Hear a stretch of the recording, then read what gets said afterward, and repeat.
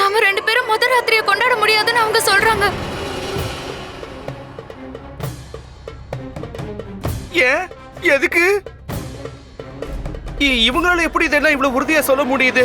எதுக்காக நாம 2 பேரும் முதல் ராத்திரியை கொண்டாட கூடாதா?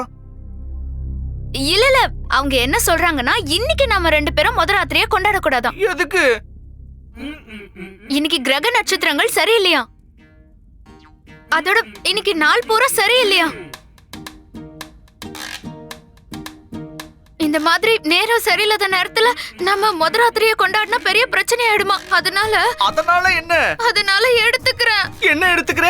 படுக்கையை எடுத்துக்கிட்டு நானும் இவங்க கூட போய் தூங்கணுமா? எங்க? வெளியில. சாரதா நில்லு, போகாத. சாரதா நில்லு. அடே நீ இப்பதான் சாரதா இல்லையே, நீ தனியா தானே தூங்க போல. எனக்கு ஒரு நல்ல கதைய சொல்லு.